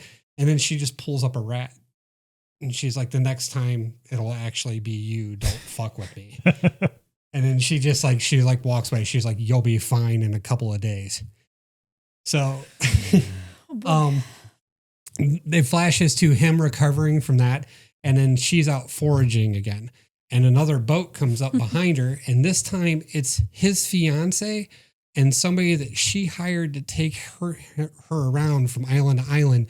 And she's like, hey, we found you. Is he alive? Is he okay? And Rachel McAdams is like, not yet. And she's like, what? And she's like, is he alive? Is he okay? She's like, yeah, I'll take you to him. So she's like all super awkward. And the whole time she's walking away, she's like, it's too soon. It's too soon. And they walk up that cliff that she almost fell off of. And she stops right at the rock, like, and makes them walk around the outside of her to keep going while she fake ties her shoe. So, of course, the fiance falls off the cliff, like the cliff's in the exact same spot. So the guy's like reached over and he's grabbing her and they're both screaming at her to help. And she's just like cowering off to the side. And they just keep saying, help us, help us, help us. And then they just show her walking back to camp alone. So they don't really tell you what happened. They just have her walking back to camp alone. She looks all depressed and sullen. And he's like, hey, I found more boar tracks in the woods. And I think we should go hunt this other boar. It's been a while since we've had protein. And she's like, I'm taking the day off. And she just like curls up in a hammock and she like stabbed her knife because she found a knife that washed ashore and she like stabbed it in this like log. And you can see like he focuses on the fact that she finally left this knife like unattended. So it shows him like go out to the woods, like he's going to go hunt this boar. And he gets to like this like opening, a clearing, and the boar's like sitting there on the beach and he steps on a twig and it spooks it and it runs away. It's like a baby boar. It's nothing like the one that she killed. But he's like, what was it eating? Because he can kind of see something in the sand and he goes up to it and his fiance's hand is just sitting in the sand, like out like this. And that's all it is just her arm and the hand. And he sees the engagement ring and he starts crying and he knows it was her. So he goes running back to camp and she's like walking on the beach and he's like, what did you do? And she's like, what are you talking about? And he's like, did you kill her? And she's like, what are you talking about? And he shows her the engagement ring and she goes, it was an accident. And she just goes running into the woods. And there was like a clip scene where they showed like while she was laying down, she basically took this big ass boulder and smashed it over the guy's head and dumped both of them into the ocean. Like he was holding her and he couldn't get her up. So she smashed the guy that was with her over the head with the rock and both of them went over the cliff. So that's why she was depressed, because she just killed two people. But okay. So they're in the woods and it gets super violent. I mean, this is a brutal scene. Like first he's got the knife and she picks up like a log and stuff like that, and he cuts her a little bit in one scene. And then like she hits him with a log and knocks him down and manages to get the knife away from him. And he gets on top of her and he sticks his thumb in her eye and they show it like, like stick his thumb all the way through the back of her eyeball. And it's like, she stabs him, she gets the knife and she stabs him and they show that. And then like, he gets up and somehow he gets away when she's regrouping. So she tracks him and sees that he went to the south side of the island. And they show him get to the clearing where the south side of the island is, where that boat was in the first scene. And there's a mansion built into the cliffside. So he's like, what the fuck? And he goes over and he goes up to it and he's holding his side. Like he's ran halfway across this island with a knife wound where he just had this like knife gouged all the way through his face, doing pretty good. So he makes it up to the house and stuff and he's like banging on the glass and, help. And there's nobody there. And he opens the sliding glass door and he goes in and she comes over the intercom system and she's like, yeah, I should have told you about this a while ago. She's like, I found this pretty far back. We probably could have been saved. And she starts taunting him and stuff like that. And he's like looking around the house and he sees that she's looking at him through cameras. So he starts like trying to take the cameras out and he's throwing stuff at it and putting his shirt over top of one of them. And so basically he thinks he knows about where she's at. And he's in this like game room where there's like statues with horns on like statues. And there's like, stuff up on, there's like golf clubs up on the wall and different things like that. It's like a trophy room. And then she comes around the corner with a shotgun and he starts like begging for his life. And he's like, you're the only person in the world that's ever took the time to get to know me and teach me something. And I appreciate you so much. And I realize that, we could have a life here together and I love you. And she's like, really? Okay. And then she like looks over like out of the corner of her eye and like one of the statues, the horn is missing. And then they pan to it's actually behind his back in his hand. And he gets up and he takes a swing at her and it hits her in her arm and she drops the gun and he picks up the gun and he points it at her and she grabs a golf club off the wall. And he puts the gun up and he's like, basically fuck you, blah, blah, blah, and pulls the trigger, click. It wasn't loaded. So she hits him with this golf club Jesus. in his ribs. And then she hits him in his legs and like sweeps his legs out from underneath of him. And in one of the very beginning scenes when he was telling her that she wasn't the right kind of person for the VP promotion and stuff like that, was because he needed somebody that could sell, somebody he could take out on a golf course and stuff like that. So she's got this golf club and she's standing right over his head and she takes it back. It's a driver and she swings. And as soon as it would have hit his head, it flashes to her on a golf course and she's actually hitting a golf ball and she looks great. You know what I mean? She's wearing her little golfing outfit and stuff like that. And there's like people cheering when she hit the ball and stuff. And this lady comes up to her and she's like, oh, your best-selling novel is out and they're making it into a movie and all about, how you survived. It's been a year since you were rescued on that raft, getting off that island and stuff like that. And she was like, so what's next for you? And then she just drives off in her little convertible car and her bird from her apartment, which was in one of the earlier scenes, is like in the cage in the passenger seat. And she just looks at the camera. And that's how the movie ends. So they didn't send help. Well, they did, I guess, but she was the help. Yeah. So like I said, if you follow Sam Raimi's movies, it's a very Sam Raimi, like violent movie. Like, like I said, there's practical effects and stuff like that. I know there's people out there saying that, she should get an award for the role she played or whatever. Nobody in this movie is likable. Like she's super awkward to the point where it's uncomfortable. And even when she's on the island, it's like to the point where, she's like uncomfortable. So if that's the intent, she did absolutely great. You know what I mean? He's a spoiled little rich kid who is entitled as all hell and he doesn't have any redeeming qualities about him whatsoever. So like, he's not likable either. So it wouldn't have mattered either way to me who would have came out of this or how it would have ended. If they both would have died, it would have been okay, but, so it's just a horror comedy movie. It really is. I mean, it has some decent moments. The acting's not bad. They did a good job with the makeup and stuff on Rachel McAdams to make her look really unattractive and then, make her look like Rachel McAdams again. Nothing was like, there was no character arc really. Like, it was just kind of like she got put in a position where she could take advantage and make the power. Like things that bothered me were like the presentation of the food. Like it was so perfect. Like when they were making sushi and different things like that, it was absolutely perfect the way they were presenting on these giant bay leaf or, leaves and stuff like that, you know? Yeah. So it was just like, okay, and then like she had time to like carve her name into her cup. And that was intentional to show like she was making this home. Right. You know what I mean? But it was just like, okay, but they were supposedly there for weeks. It's a very quick movie. I think I didn't look at the runtime. What was it? Hour and 53.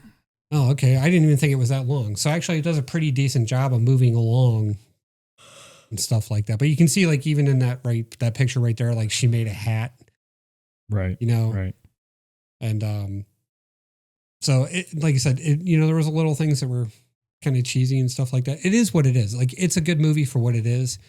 You can see the artistic style that came from it. Like I said, it's very Evil Dead, those kind of things, like Sam Raimi's done. Yeah, I mean, it's worth watching. It's not bad.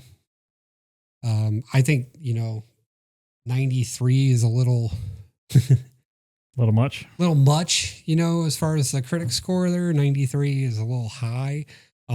What's Matt's rating? I would probably be more along the lines of probably even a little bit less than the audience score. I'd give it like an 80, 82, something like that. Okay. Like I said, she did a good job, you know, and it is what it is. It doesn't try to be anything that it's not. Right. You know, so I did ruin it.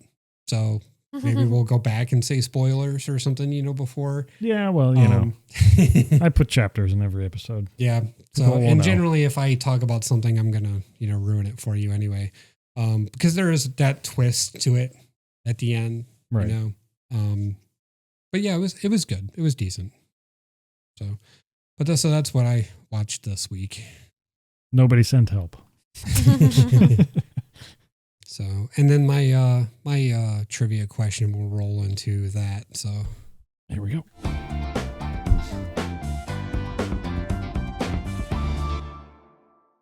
So I did mention something else that Sam Raimi has did, and it kind of actually gives away the answer to this trivia question if you know anything about it. But who was Sam Raimi's college roommate? He went to, I'm pretty sure it was Michigan State. But who was his college roommate? His college roommate. And the reason that that's important, well, if you know anything about him or you follow any of his work, it's actually a pretty easy answer. Well, we will think on that and take a quick break, and then we'll do trivia questions and answers.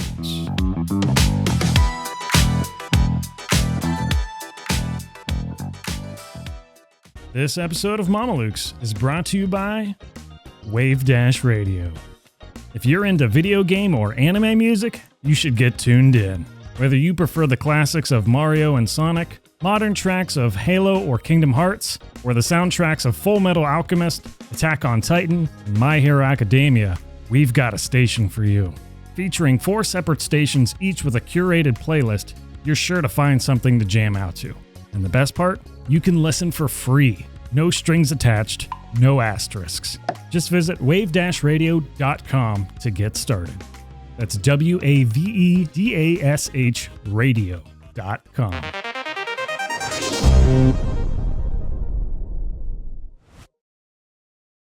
Welcome back. It's time for trivia.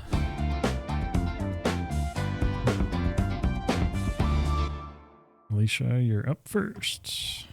Ohio is one of the highest producing states of pasta. True or false?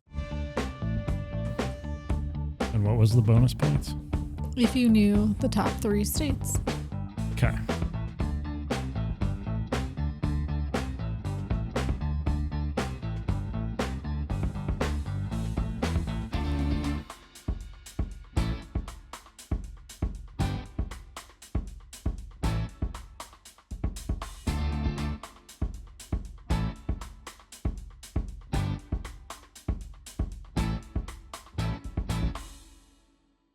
Let's do Matt.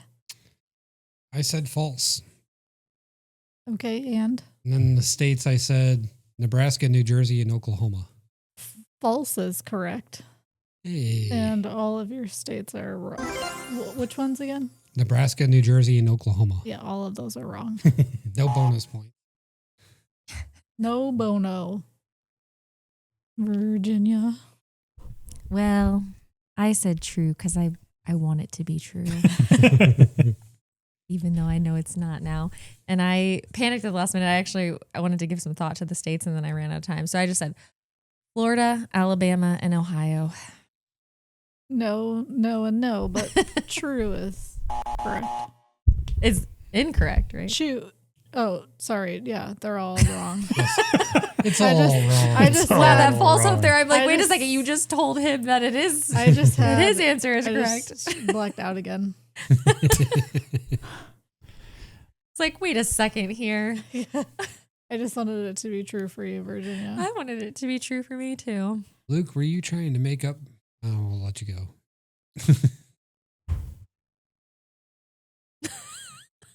Sorry, we heard some thunder in the background. Luke. I said false, and I said New York, Ohio, New Jersey. But you still put it in the Ohio? top 3? Yeah, that's what I was wondering. Right. Yeah. I didn't think it was the top, but I thought it could be in the You're top 3. So tricky. But is it right? False is Correct. False is correct. No to New York, no to Ohio, and no to New Jersey. Okay. Pennsylvania, Illinois, and California. I almost put Oh. Pennsylvania on there. I'm so mad. I wouldn't have thought Illinois. Now, if we would have said dumplings, Ohio might have been in there. True. Pierogies. Pierogies. Right. Question number 2. Question number 2. Who was Sam Raimi's college roommate?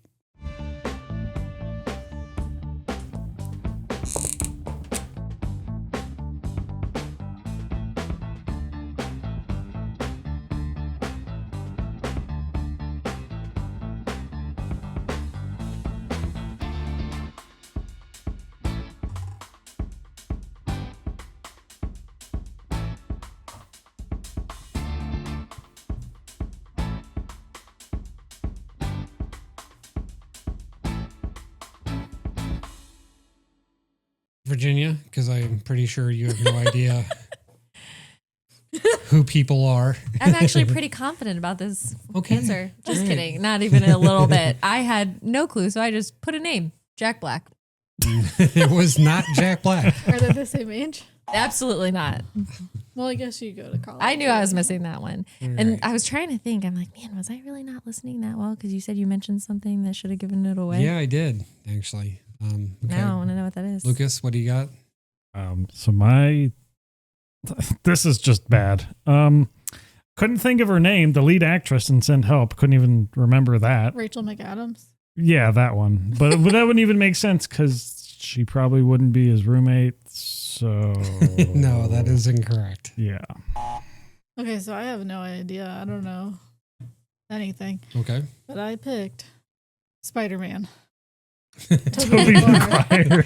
No, he actually did direct Spider-Man, but no, that is not correct. All right, well, then I have no idea. Okay, so I mentioned The Evil Dead. Oh, that's why I don't know anything about The Evil Dead. Okay. So The Evil Dead was actually his college movie Mm. that he made with his college roommate, who was his best friend at the time, which What's was his name? Bruce Campbell, No idea. the guy with the chainsaw arm Okay. from the Evil Dead movies. He was also in Spider-Man. He was in all the Spider-Man See, movies. I He mean, showed up as a doorman. He showed I up as get- a Do I security get guard. like a half a point? What I want to know is who was the best worst answer? I will, at least you did a Sam Raimi movie, so I will say we'll go with Alysha was Luke- the closest, Luke but said. you said a female that was Yeah, in I the had movie. I 20 had years the his worst junior. worst answer. I'll take that title. So I always thought that was an interesting thing. So like their careers all got launched off of the Evil Dead, and then they remade the Evil Dead, which the Evil Dead 2 is basically the Evil Dead with a higher budget.